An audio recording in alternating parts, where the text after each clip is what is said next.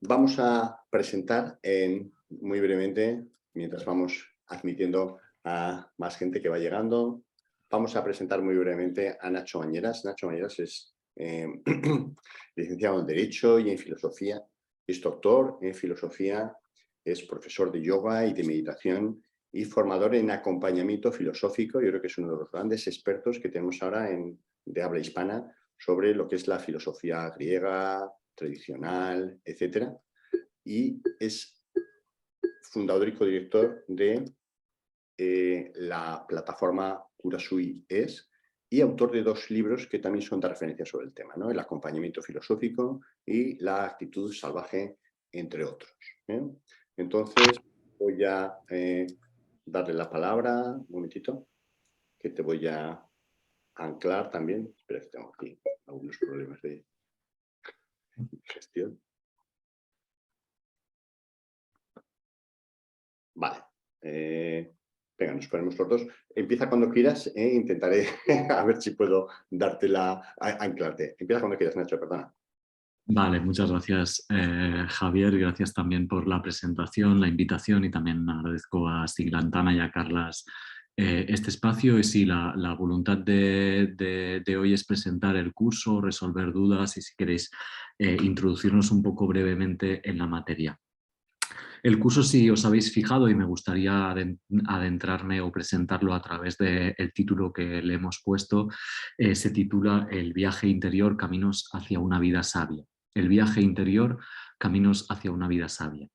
Y a mi entender, lo que quiere este título es ser un sinónimo del famoso Conócete del templo de Delfos, esa famosa inscripción que había en el templo de Delfos: Conócete y conocerás al universo y a los dioses, de los que Platón, en boca de Sócrates, se apropia, ¿no? Y de lo que viene a hacer es apropiarse de un legado, de una tradición que ponía el foco de atención en esta capacidad del ser humano de tomar conciencia de sí y en este girar la atención hacia sí mismo, que implica el autoconocimiento. Gracias a este girar la atención y poner la atención en mí, eso me permite hacer un camino, ¿no? Que es en realidad el camino interior, es el camino que otros autores han nombrado como el monomito, y es el camino para la filosofía y para la filosofía occidental, el camino que me permite acercarme a determinada manera de ser sabio, que luego me gustaría presentar qué entiende la filosofía occidental por sabiduría. Por tanto, de lo que se trata dentro de este curso no solo es de presentar este camino, de ver cómo lo podemos, no iba a decir descubrir, pero creo que cada uno de nosotros ya lo tiene descubierto, pero sí cómo le podemos dar más espacio, lo podemos escuchar mejor y por tanto lo podemos aprovechar mejor. Pero además de presentar propiamente el camino, lo que creo que a mí me parece interesante reivindicar es que lo hacemos desde la perspectiva de la filosofía occidental. Ahí parto de una constatación, ¿no? Que cuando hablamos de autoconocimiento, cuando hablamos de actitud meditativa, cuando hablamos de serenidad, muchas veces los referentes que tenemos son de la filosofía oriental. Y me parece estupendo, o sea, yo también tengo un recorrido y una estima a la filosofía oriental, pero eso nos ha nublado, o al menos hemos olvidado que aquí en Occidente también tenemos un legado que me parece interesante, muy profundo, y un legado que nos es más cercano, y en la medida en que nos es más cercano como occidentales, también nos puede interpelar más, ¿no? Porque es también más afín a las necesidades y problemáticas que podamos estar teniendo en nuestro presente, ¿no? Además, evidentemente, creo importante volver a reivindicar esta dimensión de la filosofía, porque muchas veces cuando escuchamos la palabra filosofía y filosofía occidental, no tenemos una cierta idea de esa filosofía como algo, como un discurso, como un pensar que se ha quedado en una torre de marfil, que es un pensar muchas veces complejo, distanciado de la vida, ¿no? Que está en una torre de marfil y que por tanto queda alejado de la cotidianidad. Y sin embargo, la filosofía occidental, y ahí me voy metiendo un poco más en lo que es el contenido del curso, ha entendido que cada uno de nosotros, como seres humanos, tenemos una dimensión filosófica. De hecho, es imposible alejarnos como seres humanos de nuestra dimensión filosófica. La filosofía y la humanidad, o la filosofía y cada uno de nosotros, está íntimamente ligado. O el ser humano es por naturaleza alguien filosófico. ¿Y por qué? Principalmente por dos motivos. Primeramente, porque vivimos en el mundo constantemente interpretándolo. No podemos vivir en el mundo sin interpretarlo.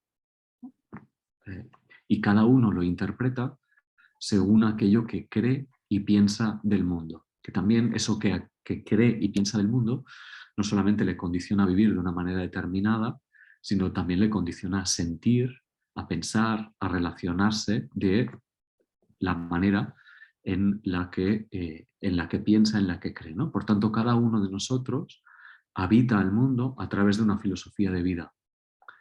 Eso me parece ya importante, ¿no? Porque la primera pregunta que me interesaría responder es ¿qué filosofía de vida tengo yo?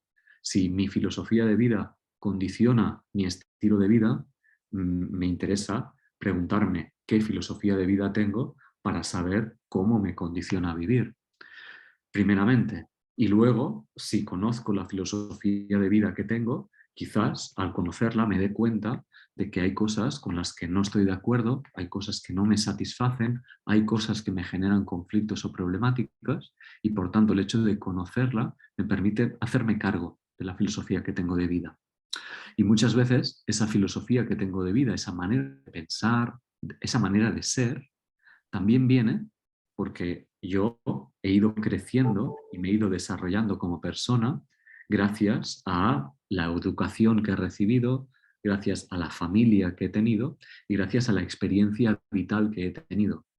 Entonces, eso me ha condicionado y muchas veces no le he prestado la atención que, que tiene y la atención que merece, dado que me condiciona a vivir de una manera determinada porque justamente construye mi filosofía de vida, ¿no? Soy quien soy porque he vivido en un lugar, he tenido una familia, me ha generado una cultura, etcétera, etcétera. Y todo eso, paradójicamente, no lo he escogido yo.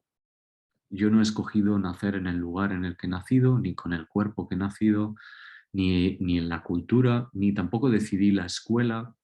Y no obstante, todo eso me ha ido condicionando. Y me ha ido condicionando en un momento importante, porque podemos entender que en ese momento era más bien más afín a una esponja, ¿no? Que chupaba sin cuestionar, que chupaba sin preguntarme y que, llegado a una edad, puedo tener la oportunidad de conocer y de transformar. Por tanto, eso ya me parece importante porque eso me permite responsabilizarme de la filosofía de vida que encarno. Y muchas veces, como digo, la filosofía de vida me conlleva sufrimiento o conflictos que si pudiera hacer ese camino de vida, eh, como mínimo, mínimo, mínimo, tocan. Pero hay otro elemento que todavía es más importante. Para la filosofía occidental, fijaros que en el templo de Delfos aparece la famosa inscripción que he dicho antes, conócete y conocerás el universo y a los dioses. Por tanto, el templo de Delfos, y estamos hablando de un templo sagrado que no estaba en relación en filosofía, sino que ese templo, el templo de Delfos, era heredero de toda una tradición mistérica. Lo primero que nos dice es conócete. Y no nos lo dice como una pregunta, nos lo dice como un imperativo. Primero, conócete. Por tanto, esa tarea de la filosofía, primero implica saber qué filosofía tengo de mí mismo. Y gracias a eso podré continuar con la frase. Una vez me conozca, podré conocer al mundo y a los dioses. Pero no a la inversa. No primero tengo que conocer el mundo para conocerme a mí. La frase marca también un orden. Pues bien, en este conocimiento, cuando yo me aplico a mí mismo y empiezo a conocer mi filosofía de vida, lo que a lo que me voy encontrando según la filosofía occidental es que ese conocimiento que muchas veces lo entendemos como una adquisición de conocimientos. En Occidente el conocimiento lo entendemos como una adquisición de información que me permite tener más datos sobre aquello que conozco y por tanto también más control, más poder y más capacidad de transformar.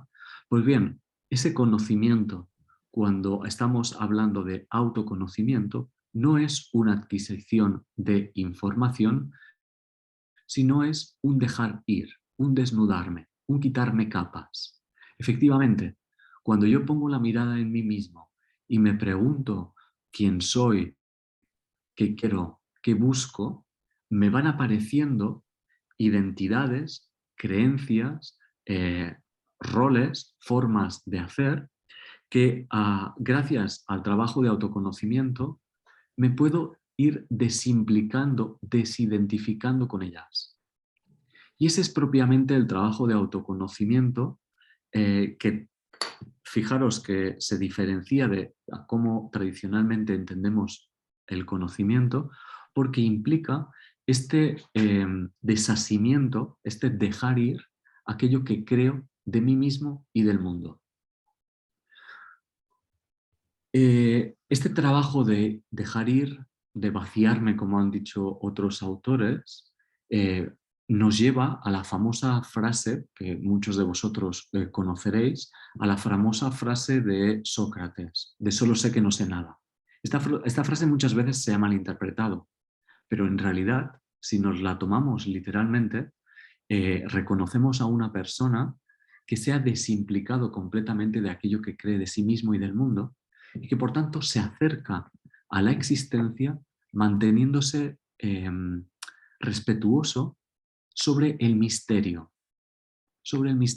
porque sabe reconocer desde la humildad y desde el trabajo de autoconocimiento su pequeñez respecto a la existencia, su no saber respecto a la existencia, el reconocimiento de ese no saber, y a partir de ahí a lo que nos invita Sócrates, aunque nos invitan muchísimos más filósofos más allá de Sócrates, de toda la tradición occidental, es a convivir con ese no saber, es a convivir mientras voy haciendo el proceso de autoconocimiento y por tanto mientras voy haciendo el proceso de dejar ir y de vaciarme y de sacar capas y de como si fuera una cebolla, pues también es el autoconocimiento implica el poder habitar una actitud que tiene la humildad de reconocer la ignorancia y de convertir esa ignorancia en una docta ignorancia, en una sabia ignorancia. Esta sabia ignorancia, esta docta ignorancia, como se le ha llamado en la filosofía occidental, es poder reconocer,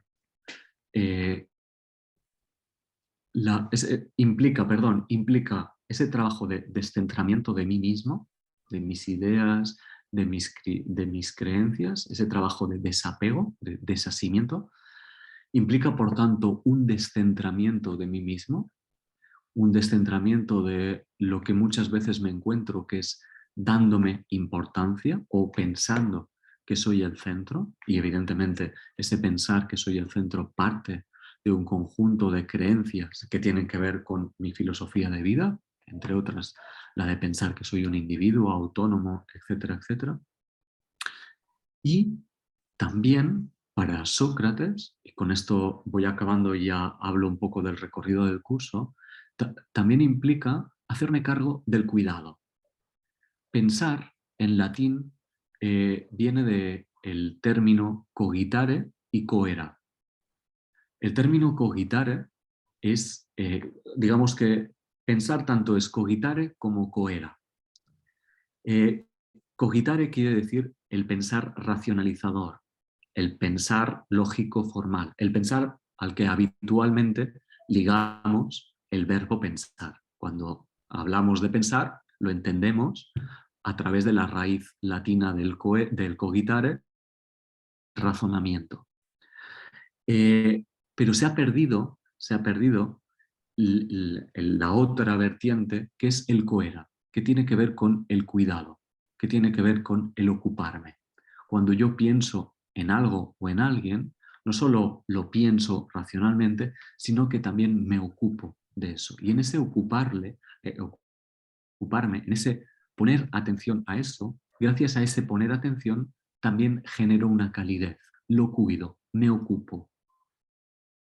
Así queda claro que si no hago un trabajo de autoconocimiento, lo que no estoy haciendo es conociéndome a mí mismo, ni tampoco estoy haciendo el ocuparme de mí mismo, el cuidarme a mí mismo. Por eso creo que es muy comprensible que podamos observar que en nuestra sociedad, en la medida en que no nos ocupamos de nosotros mismos, vivimos de espaldas a nosotros mismos. En la medida en que no ponemos la atención hacia adentro y hacemos este trabajo de autoconocimiento, lo que estamos haciendo es vivir de espaldas a nosotros mismos. Vivir desocupándonos o viviendo descuidadamente respecto a nosotros, ¿vale? Que es lo mismo que a día de hoy también se manifiesta porque lo proyectamos a nivel externo, ¿no? Con el planeta hacemos lo mismo que hacemos con nosotros, ¿no? ¿No? Hay un descuido que implica llevar la vida que llevamos. Por tanto, a través del trabajo de autoconocimiento nos acercamos a este misterio y también habitamos este misterio a través del cuidado.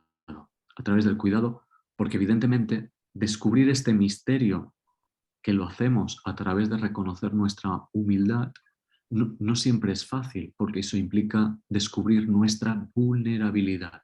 Como seres humanos somos vulnerables y por tanto somos alguien que está necesitado del cuidado. Y por último, en la medida en que yo me acerco al misterio, en la medida en que yo voy deshaciendo las creencias que tengo de la vida y me voy acercando al misterio, hago entendible la frase del templo de Delfos. Cuando la frase del templo de Delfos dice «conócete y conocerás al universo y a los dioses», lo que yo hago en mi experiencia es que en ese conocimiento que empieza por mí mismo, inicio un camino de desvelo de mí mismo que me acerca al misterio. Pues bien, ese misterio está relacionado con el universo y los dioses. Ese misterio es propiamente la naturaleza de los dioses y del cosmos. Ese misterio tiene que ver con la propia naturaleza de la conciencia, ¿vale? Y eso es empezar a entender también la filosofía de una gran parte de la tradición filosófica occidental dentro del marco de la tradición no dual. Es decir, empezar a entender que a medida que yo voy haciendo autoconocimiento respecto a mí mismo, me voy dando cuenta de que mi naturaleza tiene que ver con el ser consciente. Ese ser consciente que se va acercando cada vez más a aquello que desconoce, aquel misterio, llega un momento en que reconoce que aquel misterio es el mismo, ¿vale? Y que la conciencia que hasta ahora pensaba que era mía, de mi individualidad, encuentro que la conciencia finalmente implica la propia naturaleza de la realidad. Por eso, cuando yo inicio el trabajo de autoconocimiento conmigo mismo, a lo que finalmente llego es al autoconocimiento de el universo y los dioses. Bien, de ahí que el recorrido, porque va a ser un recorrido breve, es un recorrido de 4 sesiones, tal y como hemos planteado este curso, y quiere ser un recorrido introductorio, un recorrido que siendo introductorio permita, ¿no?, que cada cual encuentre, al menos de una forma muy sintética, cuáles han sido tanto los recorridos como las técnicas que ha ido descubriendo la filosofía occidental para hacer ese recorrido.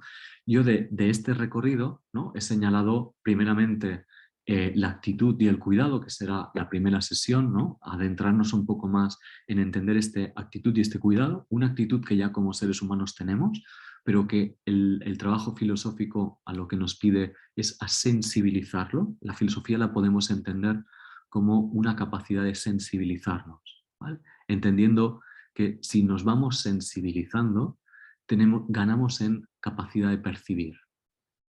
Evidentemente, para sensibilizar hemos de descubrir dentro de nosotros mismos un doble pensar. Generalmente pensamos a través del pensar calculador, pero también tenemos a mano y a disposición nuestro pensar meditativo, que en Occidente se le ha llamado pensar contemplativo. Eso me parece importante, poder volver a recuperar el pensar contemplativo, la actitud contemplativa, que facilita a través del parar, del silencio y de otras prácticas, facilita esta sensibilización y por tanto una mayor capacidad de percepción, ¿vale? Una mayor capacidad de percepción. Ganando esta capacidad de percepción, ¿no? O habiendo afinado esta capacidad de percepción, en la segunda sesión entramos en ver lo que pensamos. Gracias a tener esta percepción podemos empezar a poner la mirada en nosotros y a escucharnos de una manera diferente a la que generalmente nos escuchamos. Este escucharnos de una manera diferente nos permite ver cómo pensamos y ver si queremos estar, pensar, sentir de otra manera. He puesto también una tercera sesión dedicada al cuerpo. Parece que la filosofía occidental se ha olvidado del cuerpo, pero no es así. Hay una tradición o hay ciertos filósofos que han mantenido la importancia de lo corporal dentro del trabajo de acompañamiento. Hasta cierto punto, mi cuerpo soy yo. Tal y como gesticulo, tal y como respiro, tal y como me muevo, dice de mi filosofía de vida. Entonces, lo corporal no deja de ser, desde esta perspectiva, un camino más de acceso a mí para continuar vaciándome. Y finalmente, lo que me parece también una práctica importante, podría haber puesto más, pero he escogido estas, el famoso morir antes de morir. El famoso morir antes de morir, que esa es una práctica estoica. El famoso morir antes de morir tiene que ver con el prepararme primeramente para morir. Somos seres conscientes de nuestra muerte y eso creo que merece una atención a la que generalmente no damos. Pero a la vez, ese morir antes de morir a lo que nos invita es a hacernos cargo de nuestro ego y a la tarea de trascender nuestro ego antes de que nos llegue la hora de morir, ¿no? Este morir antes de morir habla de una liberación. Entonces también me parece interesante poder poner el foco de atención en esta práctica, a mi entender tan radical y a la vez tan cercana a nuestra naturaleza. Bien, me he portado bien, 20 minutos de exposición y nada, como queráis, hacemos preguntas o el chat, ¿no? Muy bien, yo os había invitado a que fuese desde el chat, ¿no? Porque me parece más fácil y menos riesgo de que nos podamos enrollar, etcétera, etcétera. Pero bueno, parece que empieza aquí a haber varias preguntas. Venga, pues te anclo. Sí, yo creo que es mejor hacerlo desde el chat. Anclo de nuevo a Nacho y preguntamos, ¿no? Muchas gracias a los dos. Dice Esther, ha mencionado la importancia de cuidarse a uno mismo. Yo creo que este es el núcleo, ¿no? De hecho, incluso en tu página web, ¿no? Cura Sui Mundi. ¿Podría poner ejemplos prácticos de cómo haces este cuidado? Y la segunda pregunta es si el curso incluye parte práctica y cómo sería. Esta segunda pregunta yo creo que es muy importante, que teníamos todos en mente. Entonces empieza donde quieras. Me parece muy bien. Sí, o sea, empiezo por la segunda. Sí, creo que es importante añadir la parte práctica. Esa, de hecho, es mi tarea dentro del que ha sido mi recorrido, o sea, mi recorrido profesional en realidad en relación a la filosofía, más que fundamentar la filosofía para acercarla a esta filosofía que estoy presentando, ha sido volver a recuperar las prácticas antiguas o las prácticas que a lo largo del recorrido de la filosofía occidental se han ido poniendo en práctica para hacer posible esta tarea tanto de autoconocimiento como de cuidado, ¿no? Como decía Javier, nuestro proyecto se llama Cura Sui Cura Mundi, que son términos latinos que quieren decir el cuidado de uno mismo y el cuidado del mundo. Y evidentemente, más allá del discurso, creo que es importante volver a reivindicar la parte práctica, no solo para demostrar que, demostrar que la tiene, que la filosofía occidental también tiene parte práctica, sino que porque evidentemente a través de la experiencia es donde creo que se entra mejor a lo que se dice desde la teoría, ¿no? Y porque además entrando desde la experiencia es cuando descubrimos que lo que estoy diciendo lo llevamos dentro, por decirlo así, ¿no? Que esta dimensión filosófica, esta capacidad de cuidado la llevamos dentro y que lo único que tenemos que hacer es hacernos cargo de ella y aprender a irla afinando, ¿no? Aprender a hacernos, aprender a aprovecharla como una oportunidad para profundizar en este camino. Por tanto, sí, la parte práctica la tiene. Y ejemplos prácticos de cómo hacer este cuidado. Bueno, ahí también podría mencionar pues, propiamente prácticas de meditación, contemplación, por ejemplo, prácticas de respiración, prácticas de toma de conciencia corporales, prácticas de escucha mental que permitan ver, ¿no? cuáles son mis creencias, prácticas también de descubrir cuál es mi cosmovisión de vida, es decir, si nuestro propósito en el autoconocimiento es conocer la filosofía de vida, ¿no? vamos a necesitar de ejercicios, evidentemente, que hagan posible que pueda ver, ¿no? Que pueda reconocer cuál es mi filosofía de vida, ¿no? Y las hay, o sea, las hay, las pondremos en práctica durante el curso, ¿no? Por ejemplo, la práctica, no sé, una muy sencilla, ¿no? La práctica de dibujarme, ¿no? La práctica de dibujarme y que sea otro que interprete ese dibujo, ¿no? En la mirada del otro muchas veces aparecen cosas de mí mismo. O sea, lo simbólico, en este caso a través del dibujo, lo simbólico es un trampolín para hacer este trabajo de autoconocimiento, ¿no? Este trabajo de autoconocimiento.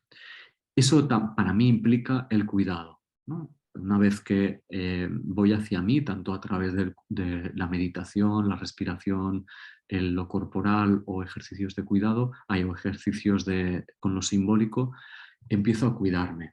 También entiendo que estos ejercicios implican hacer mención o poner atención a cómo respiramos, por ejemplo, o cómo convivimos con nuestro cuerpo, ¿no? Muchas veces nos tratamos o tratamos al cuerpo como una tercera cosa, como una máquina. Entonces, hacer atención a eso permite lo que he dicho antes, habitarnos, ¿no? Entonces, hay un conjunto de ejercicios que lo facilitan, ¿no? Muy bien, Nacho, vamos a seguir. Tema, felicitar Vale. por el planteamiento del curso y mejor si la invitación es a reconocernos. Y Sebas nos hace una pregunta que es muy interesante, ¿no? Porque liga de alguna forma esta percepción de la filosofía occidental, la oriental. Dice Sebas, cuando mencionas la práctica de la trascendencia del ego, ¿eso nos llevaría al tema de la reencarnación y a la vida espiritual desde el prisma de Occidente? Gracias, Sebas. Bien, aquí diría que la práctica de la trascendencia del ego, ¿no? Y el tema de la reencarnación son temáticas que han estado presentes en Occidente, ¿no? Ahora estaba pensando en los pitagóricos, pero también más allá de ellos. Em, en este sentido ya estaríamos hablando de corrientes en concreto y de matices, o sea, y de matices o de diferencias entre recorridos, ¿no? Si, por ejemplo, Pitágoras o la escuela pitagórica o la tradición pitagórica era afín a entender, ¿no? La posibilidad de la reencarnación, otros filósofos, en este caso Sócrates, no lo eran tanto. ¿Vale? Ahí iríamos a ver diferencias entre escuelas. En este sentido, me parece más importante poder hacer este recorrido, ya que a la vez es breve, desde una mirada más global que implique poder poner atención a lo que es común. Es común. Muy interesante, no hay de momento más preguntas. Yo te quería comentar, Nacho. Claro, el enfoque que haces es sobre todo basado en la filosofía antigua, ¿no? Filosofía griega, digamos, ¿no? Los que hemos estudiado filosofía, yo creo que por desgracia cada vez se estudia menos, ¿no? Que no hay una conexión con la filosofía más reciente. Pues estoy pensando en Kant, Hegel, Wittgenstein. ¿Cómo lo ves eso? ¿Por qué te centras más en la filosofía occidental? Cuéntanos un poco más. Bueno, La en griega. realidad, gracias por la pregunta. En realidad hago trampa, porque hago esta mención a la filosofía antigua, pero la hago desde la filosofía contemporánea, y la filosofía más contemporánea, o sea, filosofía de finales del siglo XX. En concreto, esta reivindicación de entender la filosofía como un cuidado y como cuidado y pensar es una reivindicación de Michel Foucault, que es un filósofo francés del siglo XX, y el volver a recuperar la serenidad, que es un término que a mí me interesa muchísimo, es de un filósofo también contemporáneo que es Heidegger.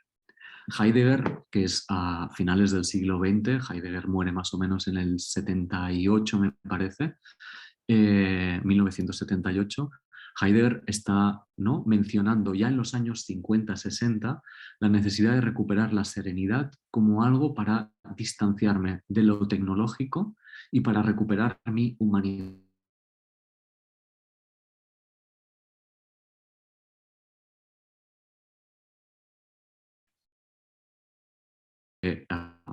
Que liga, ¿no?, la filosofía contemporánea con la filosofía antigua. Claro, no voy nombrando otros filósofos para no hacerme pesado, pero en esta línea aparece Spinoza, aparece Kant, o sea, podríamos ir nombrando a filósofos que de alguna manera no han perdido esta conexión con esta sabiduría ancestral o con esta parte de la filosofía que está ligado al autoconocimiento. Ok, muchas gracias, sí, sí, porque efectivamente yo creo que eso es un tema interesante. ¿Más queréis hacer a algunas de las personas que estáis escuchándonos?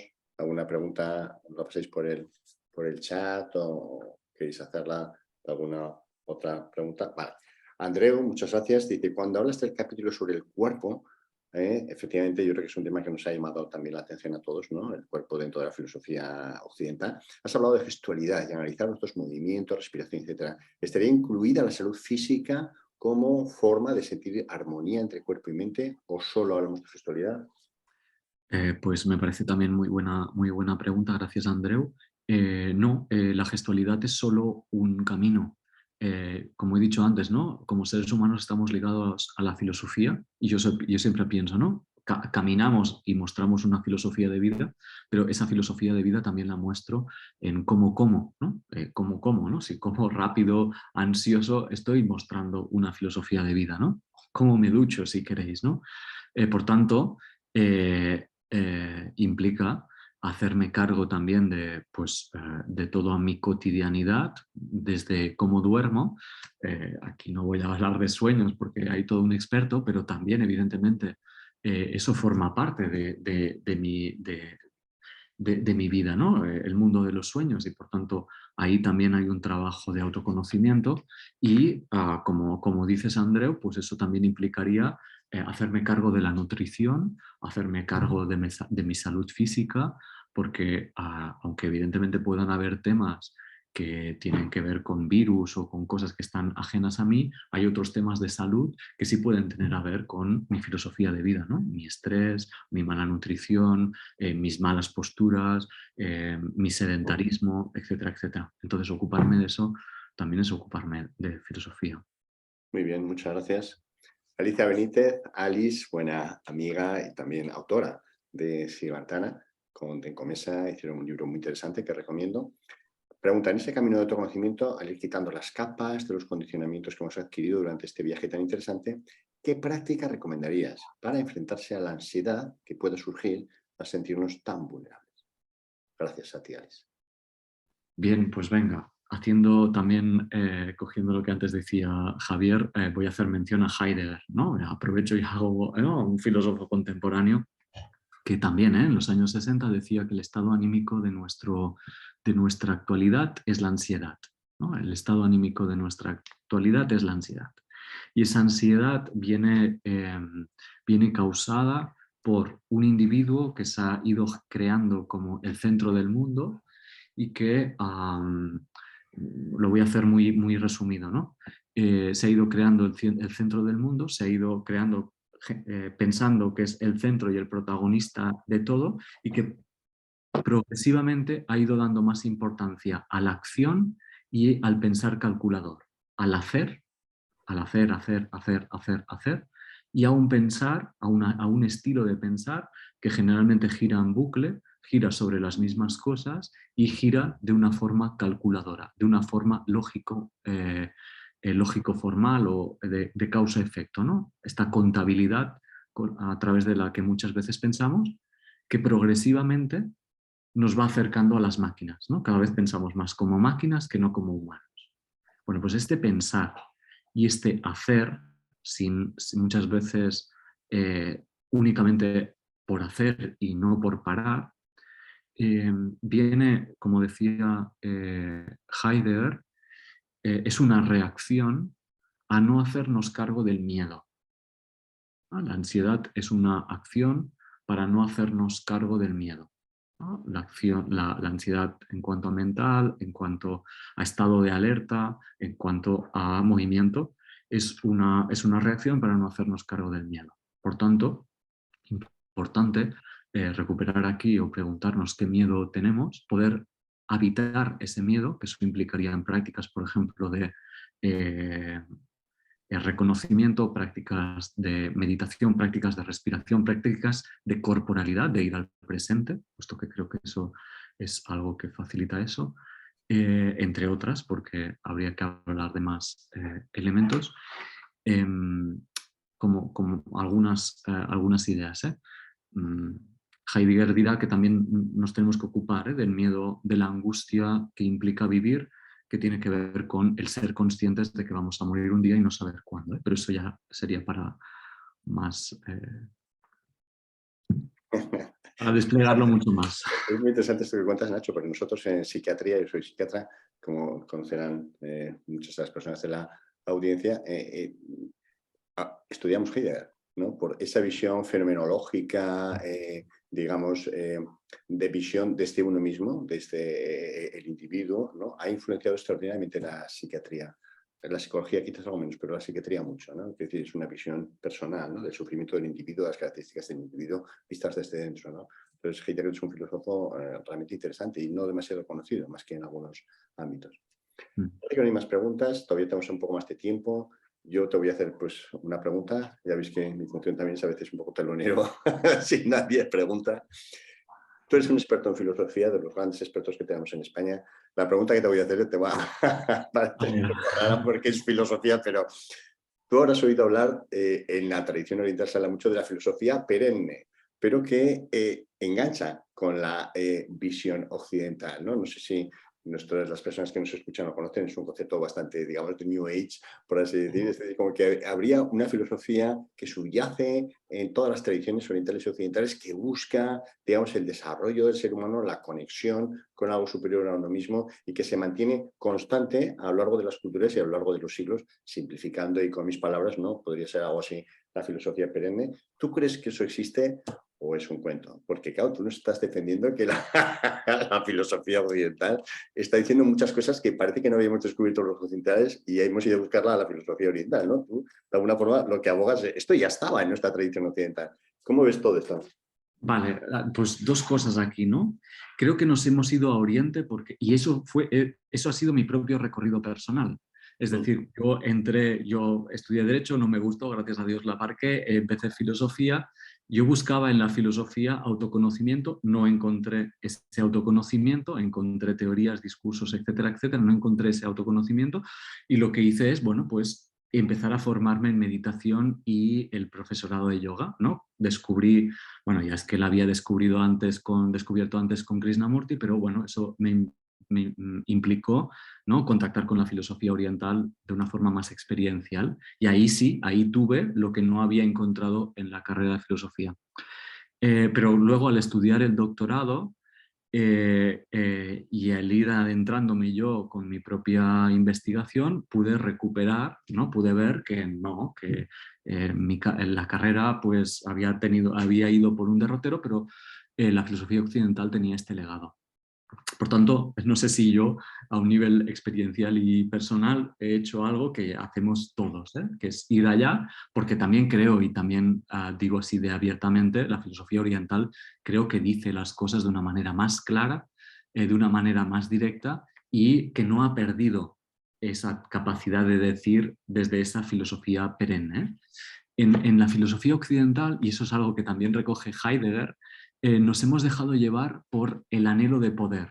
El conocimiento nos ha erotizado, en realidad Heidegger lo dice así, ¿no? Nos ha erotizado, nos ha seducido. Muy freudiano eso. Muy freudiano, entre Heidegger y, bueno, y Lacan, aprovecho que también hay muchos relaciones. Bueno, en concreto nos ha seducido, ¿no? Y nos hemos dejado seducir por esta forma de pensar en la que confiamos mucho, ¿no? El pensamiento lógico formal en el que confiamos mucho, ¿no? Y en el que esperamos muchas veces resolver cosas que son irresolubles. Vale. Entonces, la filosofía occidental se ha dejado seducir y ha perdido esta dimensión de la filosofía. Por otro lado, tú decías, ¿no? Filosofía perenne existe. Bueno, es que creo que estamos hablando del ser humano. Y entonces el ser humano, tanto la que sea de Occidente que de Oriente, que cuando nos adentramos en el ser humano, de un lado o de otro, vamos encontrando lo mismo, ¿no? Y por tanto hay una filosofía que va diciendo cosas similares porque el ser humano es el mismo. Ok. Muy bien, pues vamos a ir acabando si no queréis hacer ninguna otra pregunta. Vamos a desmontar el anclaje si nos vemos todos.